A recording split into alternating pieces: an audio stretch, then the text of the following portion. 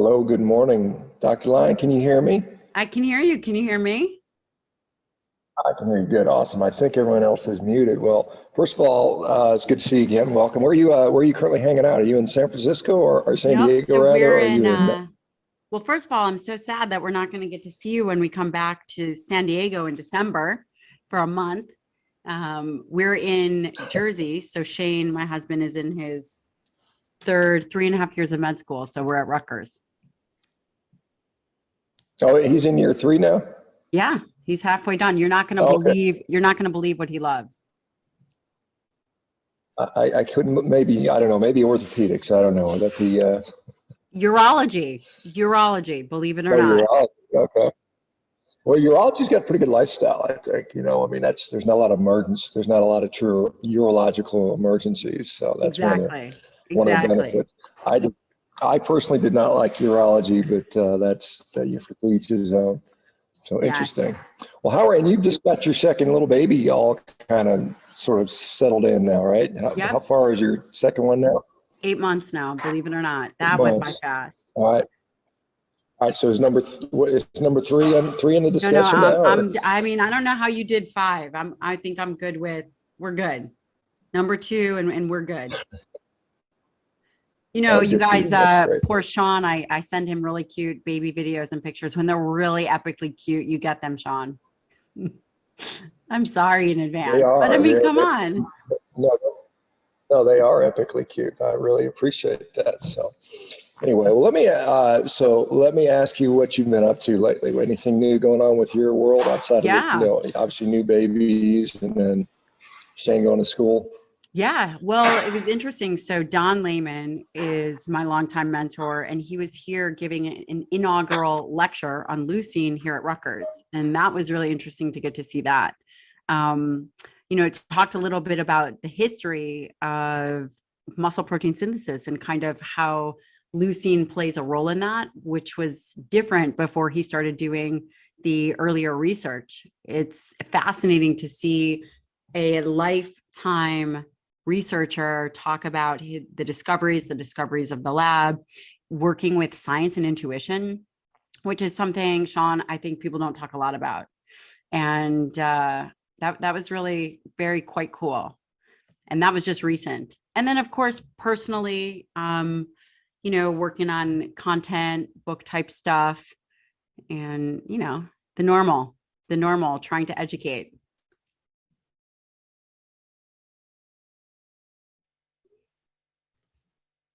Yeah, just to follow up on the leucine stuff, as some of us know that leucine is more abundant in animal source proteins than many of the Yes. plant proteins. Many of the plant proteins tend to be fairly leucine deficient. So what did he have to say about leucine? Yeah. We know it has control. What was his take on leucine lately? Well, I mean, I think it was interesting. Well, number one, you bring up a really good point. So obviously we're hearing a lot of agricultural debate in terms of should it be plant-based, should it be animal? And, Don, for those people just joining us, Dr. Donald Layman is a world-class researcher, and he really focuses on leucine, which is one of the essential amino acids and how that drives muscle protein synthesis. And ultimately what that means for overall health and wellness. And what I thought was so interesting in his talk is that actually another professor brought up what was the word? I don't know, want to say moral responsibility, but kind of the responsibility that perhaps eating meat, how could we justify that? And it was based on a lot of epidemiology data, and the professor that was there, it was interesting. He handled it really elegantly. And he said, a lot of individuals that are talking about being anti-animal for the environment, it's a very black and white conversation. And that's actually not true and not what we see. And he also said that, in the US, it's the impact that cattle has on greenhouse gas. And we're not even talking about the carbon neutral and the positive effects on the soil, but the impact that we are far and away, not even in the top 3 of making an impact. You're talking about India being number one, and for every one cow we have, India has 10. And there are other things that I think are not being discussed in the media. And then you've got Brazil, and then you have China, and then maybe you have the US. And that was an interesting answer, because when she heard this, she seemed very rigid in terms of it was something that perhaps she hadn't thought about. And then of course you have to figure out, how are you going to make up for protein quality? Animal protein and plant protein are not equal. And at some point you do have to be able to make up for those essential amino acids, which is certainly why we call them essential. It was interesting.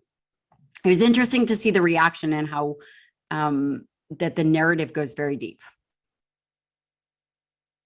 Yeah, I mean, as you know, we're all aware there's the big push for saving the planet due to, you know, I like my friend safety, and he likes to say that, you know, people think that cow farts are boiling the oceans, which, you know, obviously it's, you know, we don't, you know, we know it's not that sort of physiology anyway, but it's funny to think about. But, you know, when it comes to, you know, I think some of the most plain in, you know, the most obvious math you can look at is you could look at the size of the cattle populations in different parts of the world. 1950 versus, I saw something in the UK where in 1950 they had 10 million head of cattle. In 2021 they have 10 million head of cattle. They've had no difference in the number of cattle in the last 70 years. And, you know, to sort of say blaming, you know, increasing global greenhouse gases on them makes no sense. And I think, if I'm not mistaken, the world cattle population has kind of basically been really unchanged or minimally changed in the last 50 years. You know, the U.S. population, our cattle population went from, I think, a peak of around 130 some million back in the 1970s to down to 95 million where we're at today. So we even have less cattle today by almost 40% than what we used to. And so it doesn't make any sense. No, it doesn't. I've been seeing stuff like, yeah, I mean, I think fortunately I've seen like guys like Tom Vilsack, you know, the USDA, or I'm sorry, the Secretary of Agriculture, saying basically, we don't really see any need to reduce beef production in the United States. So there may be some sanity that prevails, but we don't know what you know, there's some people prevailing on that. But I think it still makes sense to continue to fight in that regard, because there's plenty of people that don't want to do that. Yeah. And I think the conversation is really important, because there's a lot of hypocrisy in that conversation, right? So if, you know, and the conversation is really, if individuals care about greenhouse gas and environment, we have to understand that 80% of the current greenhouse gas, you're looking at transportation, electricity, and industry, and agriculture are playing a very small role as it relates to the US. And then, you know, you have a lot of people that are saying, you know, go vegan, save the planet. And then they're the same people that are flying in private jets, which, you know, there's nothing wrong with if you want to fly private, but I think that it becomes a little bit of a hypocrisy when that's kind of the driving message. So if you are really interested in saving the planet, then why not make a couple other adjustments rather than kind of talk from a mountaintop about how individuals shouldn't, you know, they don't eat meat. It's really bad for the planet, those kinds of things. So I do think that the conversation is really important. Yeah. And then something else that I learned interesting, which may not necessarily be applicable, but I'll actually tell you two things. So number one, initially in the early days, when people looked at protein synthesis, they really examined the liver, and they examined the liver with this EIF2, which is interesting. And then all of a sudden, Don had some of these insights, and he felt that it was the wrong marker to be looking at, the wrong elongation factor. And he was one of the initial people that really looked at the pathway of leucine, mTOR, and EIF4.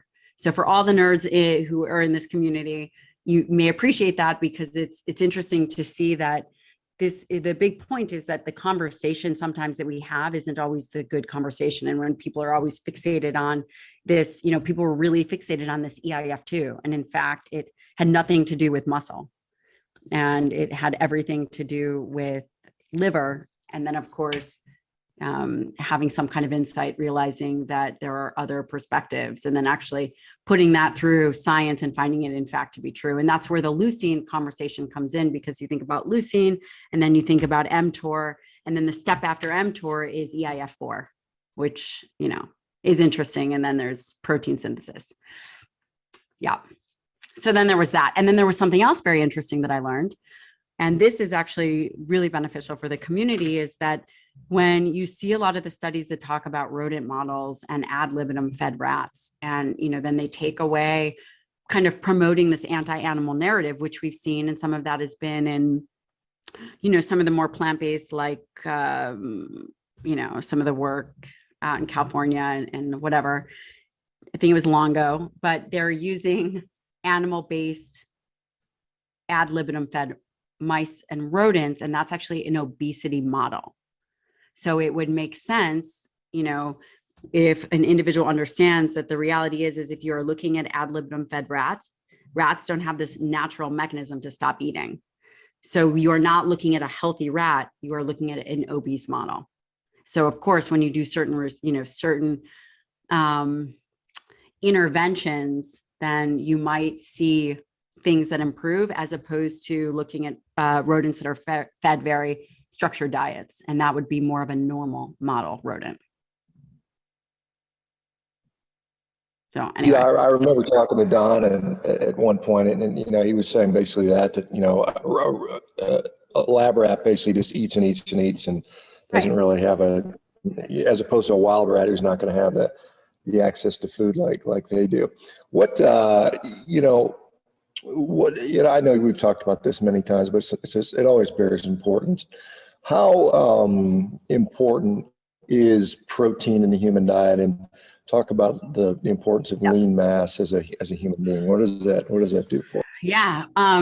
So it's interesting. So we have these conversations of carbohydrates and fats, and I think everyone is either in, you know, two camps or whatever, whether fat is good for you, fat is bad for you. I think we can all agree that there's not a negative in terms of fat consumption, and then carbohydrates, typically calorie controlled. There's that belief, and then a lower carbohydrate group, which is, I'm assuming, what everybody here is. At least everyone is here inquisitive and in cycles. But you can have variable amounts of both of those in the diet. When it comes to protein, that's really the anchor.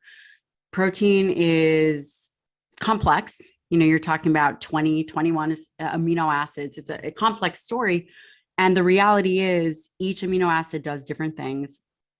And high quality protein ultimately feed healthy muscle.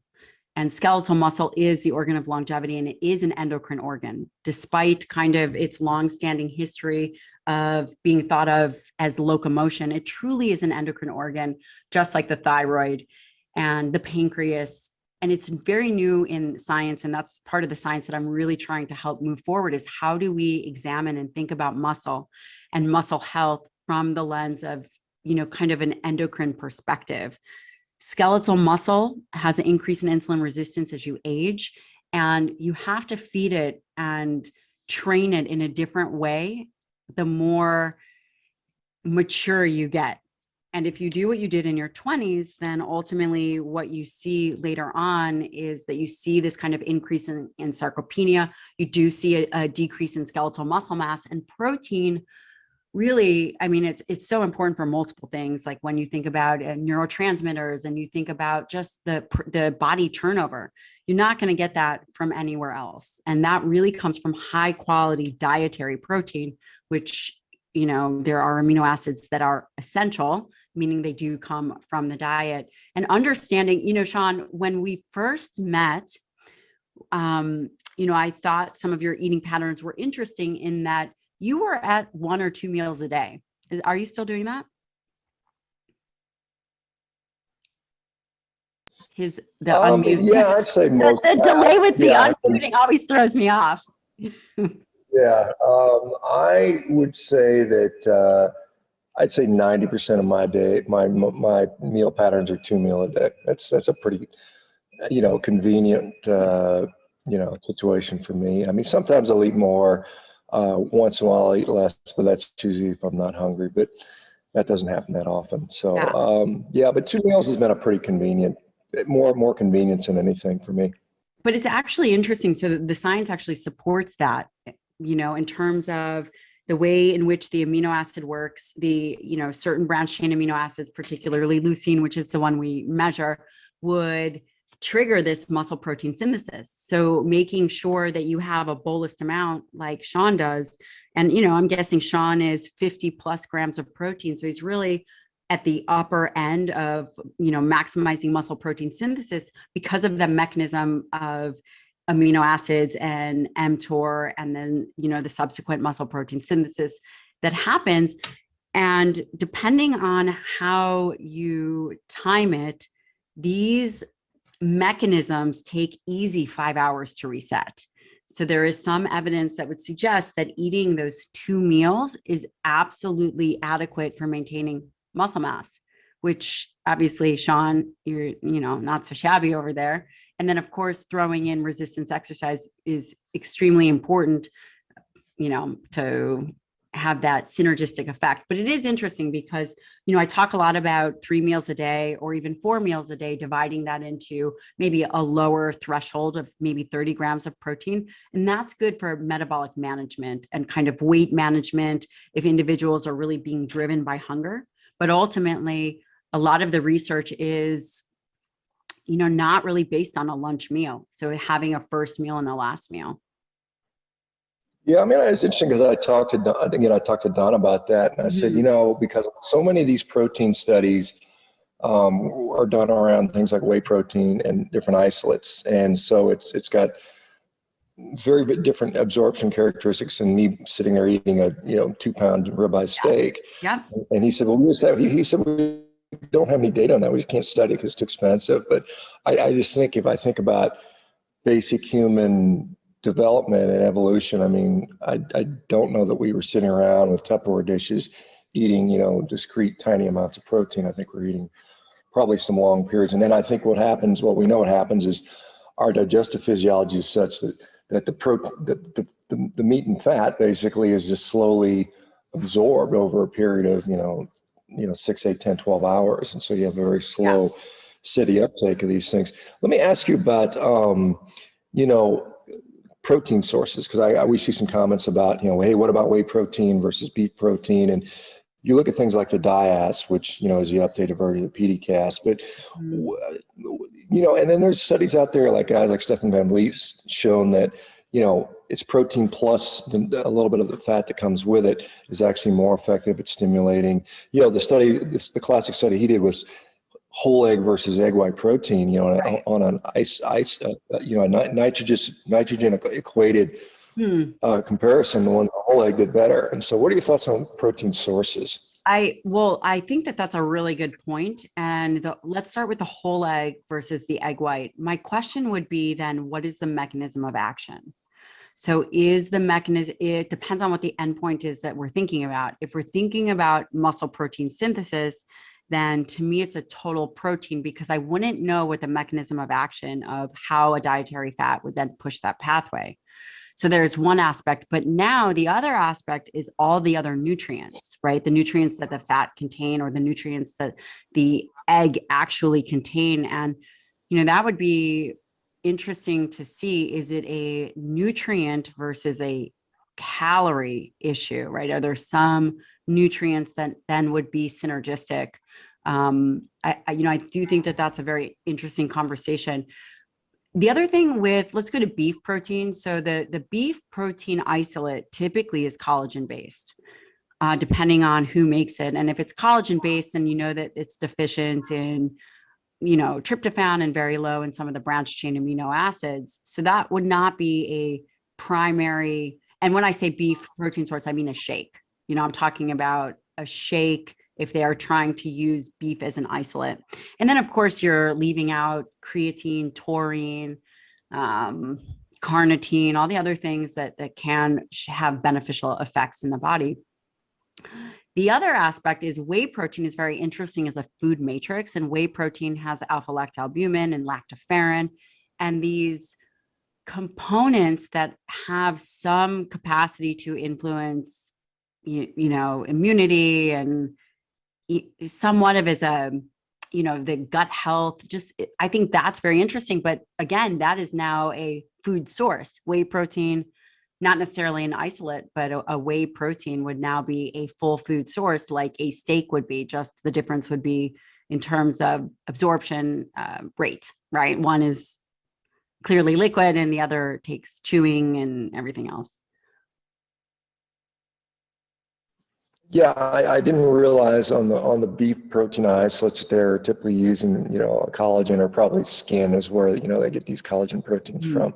It's interesting to realize that, but and those are kind of novel. I mean, relatively new. I mean, there wasn't a lot of beef protein isolates on the market, and now, as some people are discovering the value of beef, they're trying to, of course, make the the processed version, which is the beef protein isolate. And I think you're right that it probably excludes all the wonderful compounds, and I think the point you made about, and I talked to Stu Phillips, I know you're familiar with Stu, about, the thought on whole egg versus, egg whites. And he didn't seem to think calories were the driving thing. He seems to think that it was either some of the vitamins or, some of the components within the egg itself that are probably, part of this muscle protein synthesis story. We know that protein is in the front seat, is in the driver's seat, but who are the, who's the navigator? Who are the accomplices?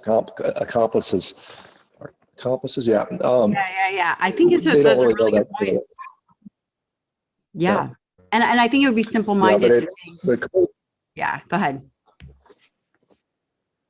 No, I was just going to say it's they're still probably learning a lot about how, certain other dietary components, whether they're vitamins or cofactors or fats or carbohydrates, clearly fully impact the muscle protein synthesis story. I mean, I'm sure Don knows a lot more about that than most, but it's interesting to see that.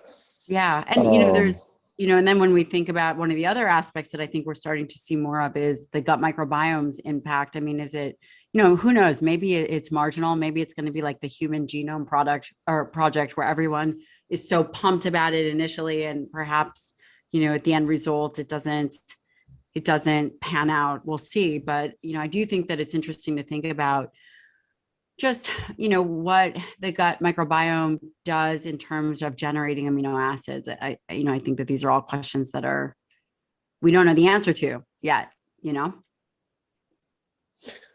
Well, what we do clearly know, I mean, and I'll go back to the diet, the diacid digestibility individuals, indispensable amino acid score. That's what DIAS stands for, I believe.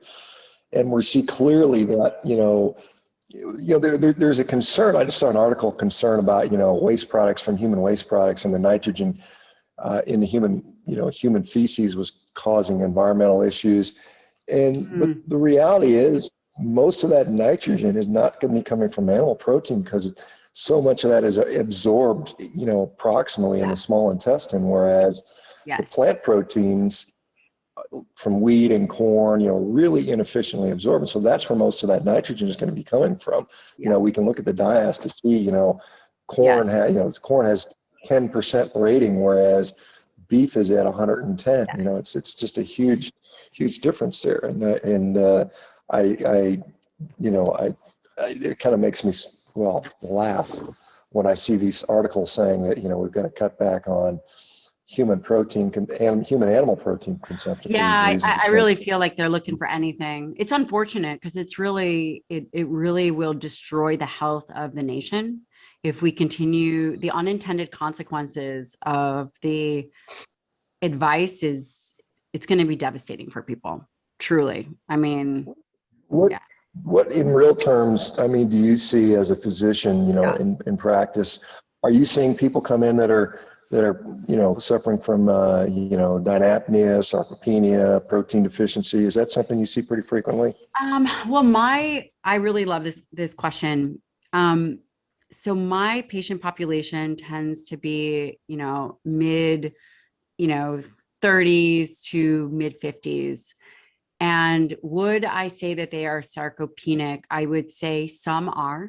I would say the practice is certainly focused on maintaining muscle health and really all domains of health, but really understanding health as it relates to muscle muscle as a health endpoint within itself, which, we're still trying to determine what does that look like. And, I've been thinking a lot about this, and I'm really working on bringing this to the public more, and even other physicians, is this concept that when we look at blood levels, right? So if a patient comes into my office, we look at obesity endpoints. We look at glucose, insulin, triglycerides, or we look at things that are going to change with body weight, right? But really not muscle mass. We look at endpoints that change with adipose tissue and fat tissue. But what about blood levels that show us the health endpoints of muscle? The only thing that individuals look at is creatine kinase.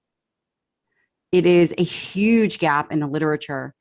If we believe that muscle is in fact an endocrine organ, which it is, then we should be able to measure its myokines. We should be able to measure its secretory proteins. And I think that that's really, when I think about what is next in store for medicine, and certainly my patients, is there has to be other ways to measure the efficacy of the training, the efficacy of the nutrition, and the training, other than a VO2 max, other than an increase in skeletal muscle mass, but really looking at it under the framework as a endocrine organ. And I know that that's not exactly what you asked me, but that's really what's on my mind, is how can we add to this body of literature? And what do you find that is, I mean, obviously, I can look in the mirror and say, I got a decent amount of muscle mass. This is kind of crude. I know where I like to be, and so if I'm not there, I do things that'll make me get there. But Yeah. What are you looking at? I mean, what can you measure that says, hey, you're going in the right direction, or, Yeah, I think improve these?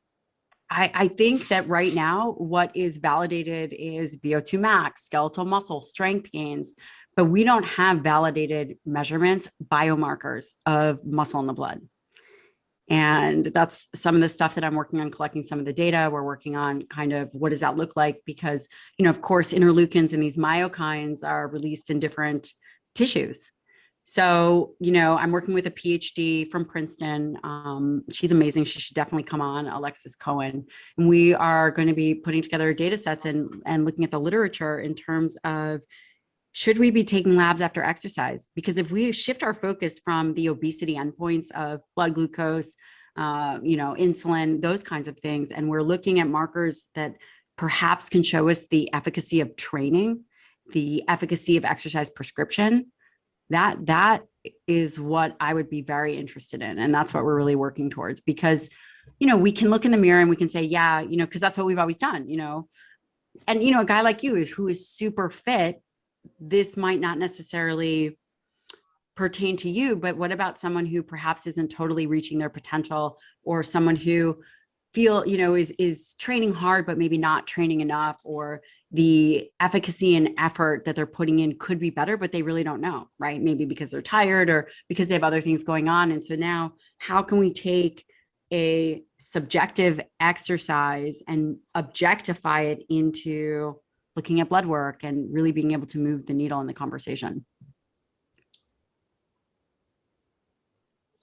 Yeah, well, I think you mentioned this. I mean, one thing that's classically is kind of a proxy for muscle is, serum creatinine. I mean, that's, and sometimes most physicians don't even, like if I come in and my creatinine is, on the high end of normal, right, or slightly above normal. Yeah. Some physicians would look at that and say, well, that's kidney problems. And when anybody with the slightest amount of common sense would say, no, it's muscle mass, which does that. But that's a very crude endpoint of that.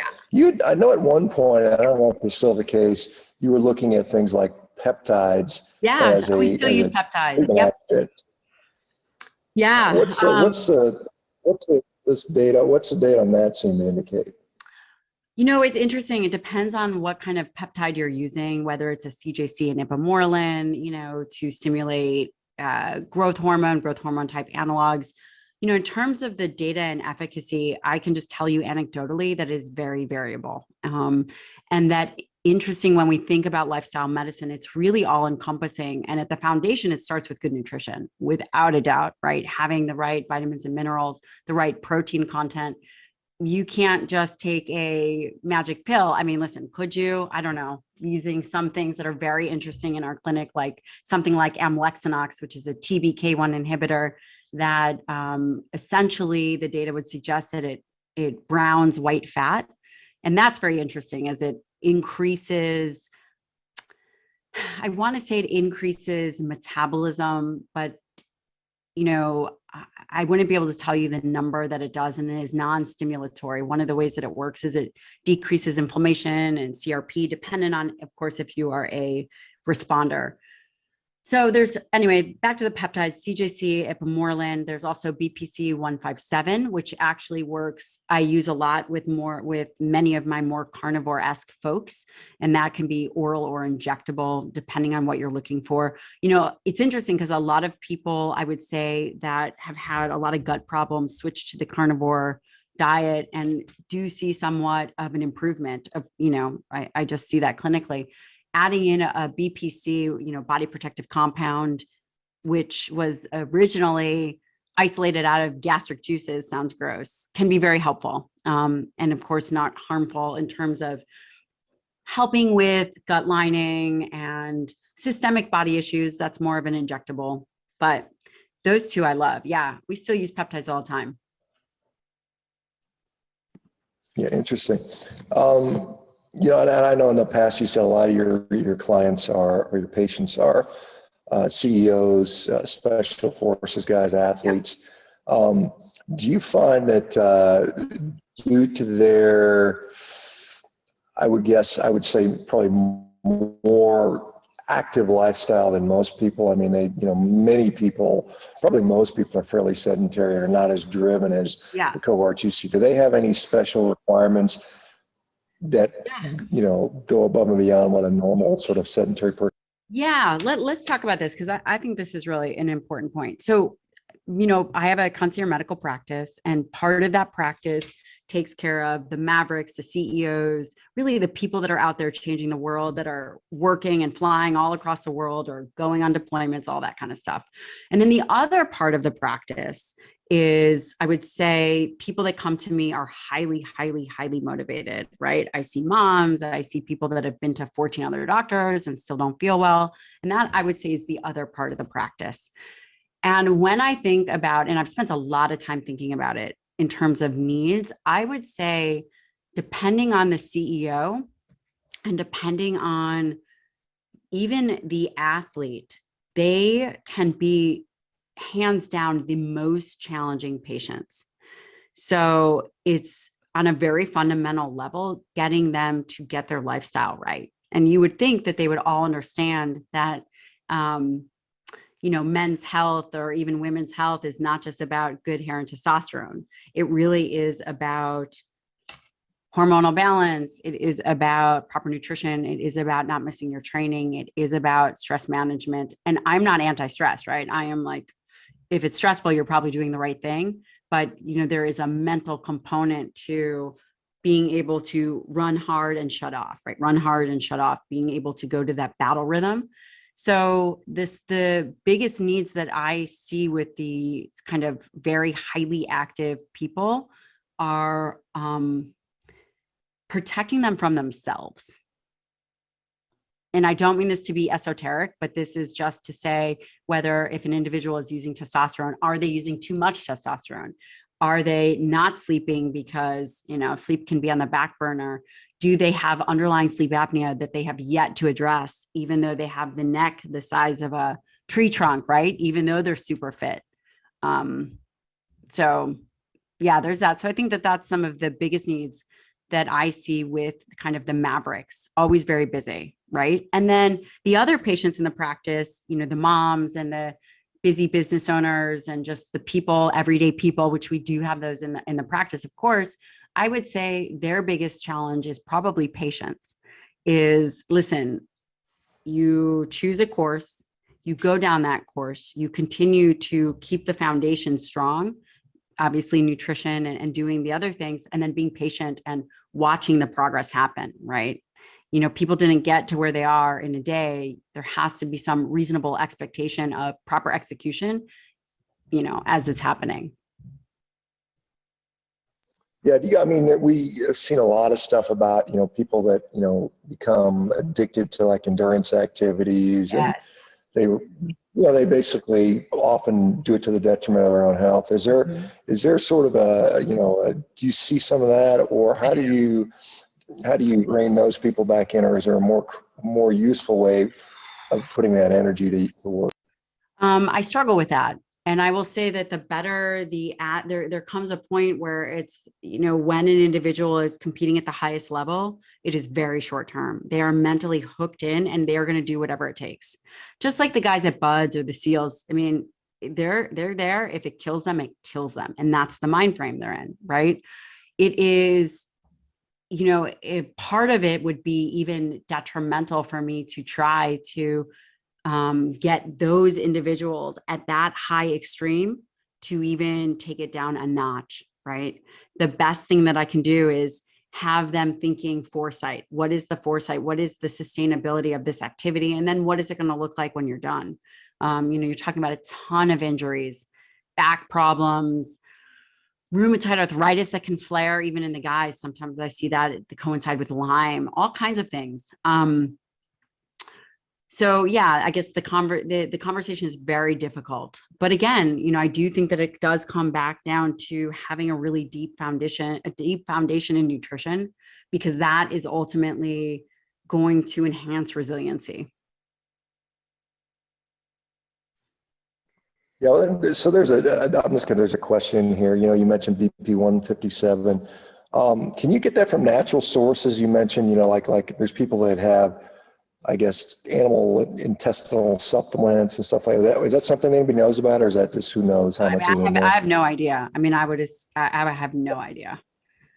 I guess Yeah, the I next figured that'd question would be, what is the dose that, in a perfect world, you don't need anything, right? In a perfect world, individuals could eat, a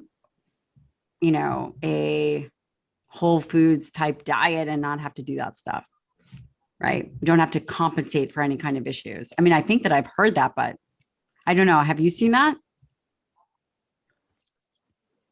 Well, I mean, it stands to reason. I mean, if you look at, there was a relatively long period of time where humans existed outside of the supplement industry. I mean, the supplement industry is only 100 years old, so we somehow managed to survive. Now, were people setting world records in clean and jerk 200 years ago? No, but who knows what's optimal performance or optimal health? We really don't know that. What do you find different between men and women as far as training, nutrition, supplement stuff like that? Any major differences?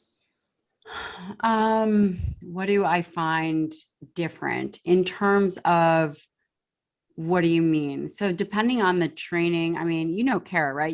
Kara Killian. Have I introduced you to her? She's amazing. Kara, right? Yeah, right. So Yeah. that's someone with that's a female with an incredibly high training load, and she could, kick any of the guys' butts. So it just depends on the individual. I will say I see a lot more thyroid dysfunction with women than I do with men. I think in all my years of practice, I've probably seen 4 men with thyroid issues. So it's very, very, very low. And then the other thing is I see a lot of sleep apnea, and people don't necessarily even know that they have sleep apnea, but they wake up, they don't necessarily feel rested. They'll go, oh, but I looked at my Oura ring and my Oura ring says that I slept great. Well, did you really sleep great? And does that account for, oxygenation and hypoxia and apnea episodes? It doesn't. So I will say that men, probably based on the neck musculature, and the majority of the people with sleep apnea, you would be shocked. It really isn't necessarily about weight, being overweight. In fact, I test everybody. If someone tells me they're waking up tired, you just earned yourself a sleep apnea test. So if any of you are my patients, now you know, and you don't want to do it, now you know. Yeah, that makes perfect sense on that. I mean, it's fairly common. And are you finding, I mean, obviously one of the major risk factors for sleep apnea is obesity, but for those that don't have obesity, What do you think is driving that? Or do we know? It's interesting. I think that there is, I think that there's tongue tie, there's like cheek tie and things. And often when we see babies that really have trouble latching, there are just ways in which the jaw and tongue position that need to be retrained. And it really is not this obesity issue. It's working the muscle, seeing how the jaw sits, seeing, like when my husband sleeps, and I videotape him all this, right? And he is a young, fit guy. He has horrible sleep apnea. And he does this thing where he tongue thrusts because he had an underbite. And I would say, oh, he's going to be so embarrassed that, I'm talking about him, but he's not. He really does not care. But because he has an underbite and he just, the body compensates, and it's extremely common. I mean, I have another young guy who has it as well. So it's very common, and it really has to do with the way in which the mouth and the tongue, and, if an individual had trouble breastfeeding, you have to think, or even just bad facial habits, like, I don't even know what the word is. But yeah, you guys get my point. Yeah, but it seems to be more present in males than females, correct? I mean, I'm fairly certain that's the case. Yeah. I also think that we don't test females, and, typically when women's hormones decline postmenopausal, there does seem to be an increase. And is that because perhaps some of the female hormones are respiratory stimulants to, stimulate respiration, versus is it a midlife weight gain kind of a thing? I'm not entirely sure. One of the things we see, particularly, associated with obesity and diabetes and diseases, that the difference between males and females as they get older becomes less and less defined. As you see some people, and they just kind of become this amorphous, androgynous sort of person, and it's kind of hard to tell. And I think that's indicative of overall decline in health. I mean, the sexual dimorphism that we have between men and females, the reason we look different, and it's very easy to tell us apart, I think is indicative of health in that particular person. Do you see that, by, continuing to look like a woman, which you clearly do, and men continuing to look like, males that you would easily recognize, is a healthy thing? Yeah, I think that I actually had not thought about that. I love that. I love that concept. Shawn, you're so smart. Love it. I think that's really interesting. Yeah, of course. No, I mean, if you literally, go out and look at, I have not older thought folks about that at all. I've not. Yeah, but I mean, you see many of them, they have glasses, they have kind of a chubby face, maybe, their body shape is very similar, and it's not everybody, but enough of them develop that. And, I had a term for that I'm not going to share right now, but anyway, I think it's something that is, I think it's a real issue. And I think the fact that, I think, like I said, I think there's things that happen when we decline as a species, as individuals in this species, and that's part of it. Loss of sexual dichotomy, and then of course, as you know, I mean, loss of speed, walking speed. Yes. Being able to stand up, strength. Yeah. What are some of the things that are warning signs for someone that is clearly not, is in trouble when it comes to the organ of muscle? Yeah. Well, let's talk about, when I was at WashU, and, I ran, part of my job as a fellow there as a geriatrician, which is dealing with individuals over the age of 65. And we did geriatric assessments. And the things that we measured were the walk test, right? The speed of walking, the ability to get up and down, sit down, stand up in a chair multiple times. And then a Romberg test, which you close your eyes, balance. Those were the three main tests that an individual would do. And it's interesting. That is what is considered validated for maybe a geriatric individual. But I will tell you, is that good enough for people that are in midlife? It's absolutely not, because the reality is you're typically going to be normal, right? The question then becomes, I think, knowing your squat. And again, these are this stuff varies, because for me, I had 2 babies in 2 years. I was not squatting what I used to. I'm just getting back to hip thrusts at, whatever I am, 200 plus pounds. Whereas perhaps I was doing way more before. I don't know, way more, but I'm a tiny human. So we have to think about early warning signs as it being different than what you did. For example, I had one person tell me, when they came to see me, he said, I was curling 30 pounds, no problem, like the beach is that way. And then something happened and he's struggling to get 15 pounds. Right. So that is an early warning sign that seemed to happen quite suddenly. Therefore, I think really being on top of your own metrics and really knowing where's your strength, what are you doing, and not having to catch up. An injury is one thing, but it cannot be something that you have done to yourself. I think it's a huge mistake, right? An the early warning signs are, number one, lack of motivation. Right now you're starting, this is even before you see it in skeletal muscle, is you're decreasing your frequency or you're decreasing your volume, and then your strength is decreasing, and maybe you're gaining a little bit of weight, because we know obesity starts in skeletal muscle first.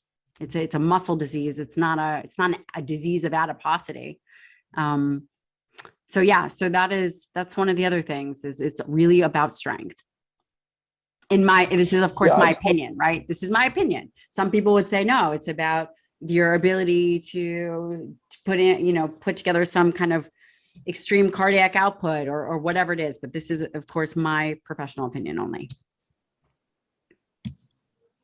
Yeah, no, I think certainly strength is an incredibly important part of that. And I like the fact that and for those that don't know, I've met Gabrielle many times, and she is indeed she's a small person, not a huge person, but the fact that you're hip thrusting, easily 200 pounds and more than that kind of gives you an indication of what you should be capable of. I mean, I've seen girls doing, hip thrusts with, in excess of 400 pounds. And so it's something we have to put into perspective of what we should be able to do and not be intimidated by those things.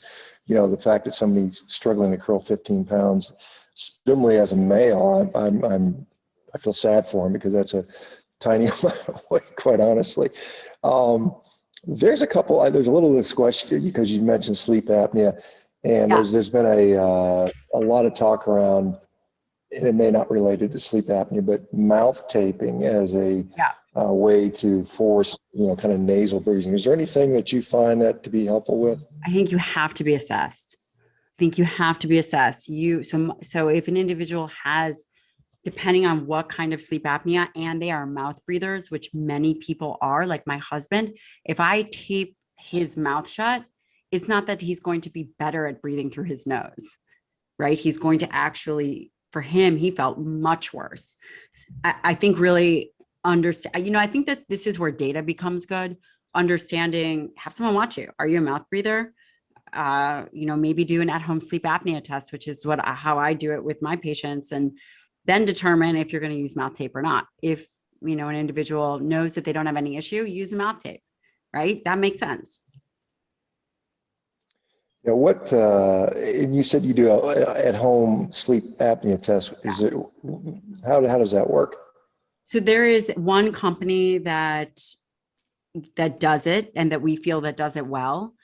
And they will it typically runs through insurance, and, it has this whole watch, and it has this whole kind of getup, which is pretty easy to put on. And they say that it's relatively close to what you would find in a sleep study lab. And it's all medical. So it's not a direct to consumer. It truly is, physician writes a prescription.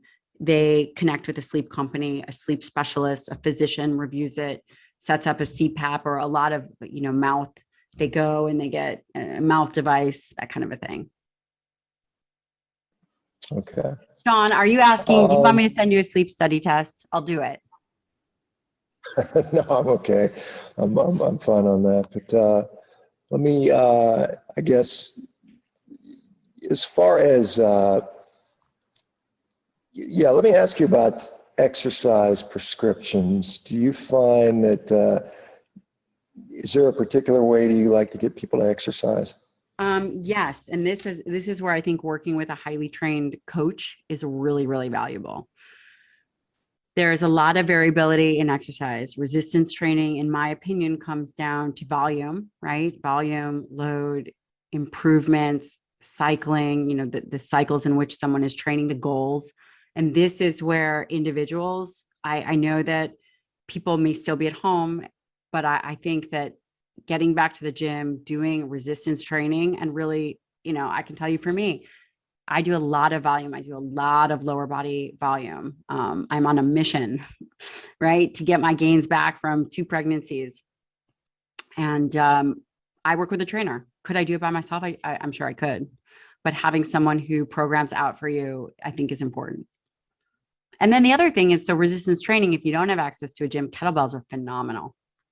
Kettlebell swings, squats, Turkish get-ups. But you got to get that volume in. I mean, you do have to tax the muscle. And then, of course, this is where I believe looking at myokines or endpoints, health endpoints would be incredible, right? I would love to see, Shawn, what does your myokines look like after you're done training? We don't know, but these are all questions that need to be answered. Yeah, it'd be interesting to see. Yeah, I mean, I think some of this, this is one of the things where, you mentioned what is the value of assessing labs directly after training.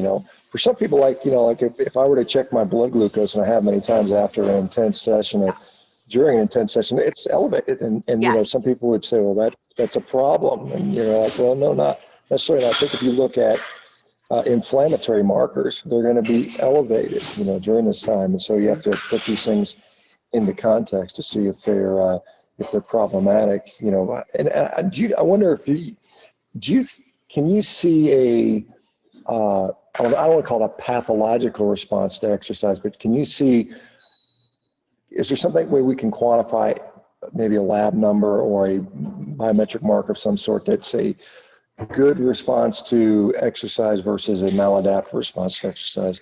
Has anybody looked at that, or do you relate anything like that? It is very much on my mind. It is very much on my mind. I don't know, and I haven't seen it. And I am looking through the literature right now actively. I think the concept of a maladaptive, it's almost as if, I really do believe what you are saying is true. And I think that there is an increase in inflammatory markers that we know. There's an increase in blood glucose. There's an increase in cortisol.